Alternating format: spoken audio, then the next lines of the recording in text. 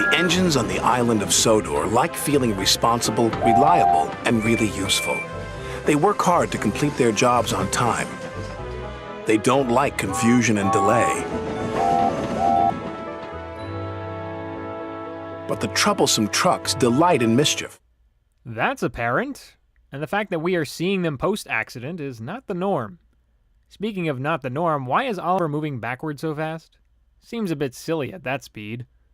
But with the most recent derailment involving Henry, the engines were being given a temporary replacement. One they weren't fond of. Diesel will help until Henry returns. Yes, sir, puffed the engines, but they weren't happy. The engines didn't like Diesel. He was always being rude and always showing off. I hope Henry's mended soon, said Percy. He moves more trucks than 3 Diesels put together, agreed Thomas. Not even that. Diesel was an instigator, always rubbing people the wrong way and causing railway delays. Not sure why Top Hat still thinks he could be of any help to anyone. You mean to tell me there are no other engines Top Hat has employed lately that is available? Of course not.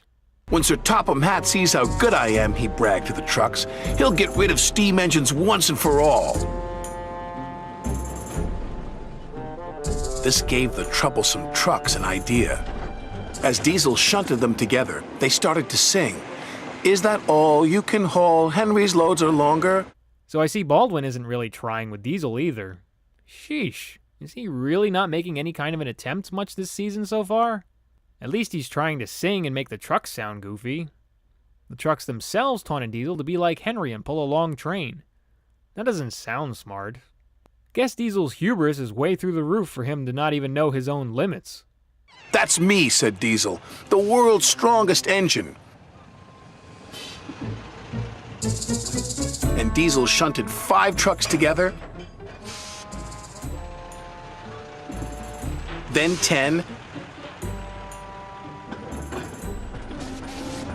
then 15. The world's strongest? Don't kid yourself, you square olive. How is that these troublesome trucks are outsmarting Diesel? I'm not saying he's the sharpest tool in the shed, but he's not that narrow-minded. Then again, maybe he was when he wanted to be the best. Diesel didn't know the shunters had set the brakes on the trucks. The troublesome trucks knew, but encouraged Diesel to push anyway. Push, push, push! Diesel pushed, and he pushed, and he pushed. Are you serious? I can't believe he's having a relapse of Pop Goes the Diesel from Season 2. In the very first story, he couldn't pull a line of trucks because the sleepers were jammed and they weren't even full. If he couldn't move that, then how on earth did he think he'd move a fully loaded train of trucks? The point is, he didn't. Help!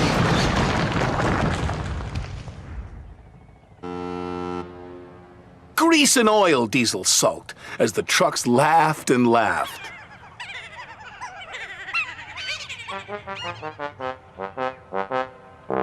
Okay, that scene was pretty good. Baldwin voicing Diesel's blunder, the foghorn noise at the end sounded like a fart, and the end note to Top Hat's cue was well played. As if Top Hat was expecting any other end result, he was not pleased with Diesel's shenanigans and found him ill-fit to be at the docks.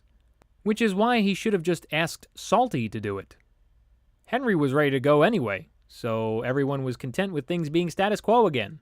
The engines cheered. Diesel was sent home in disgrace. But the engines had learned a lesson.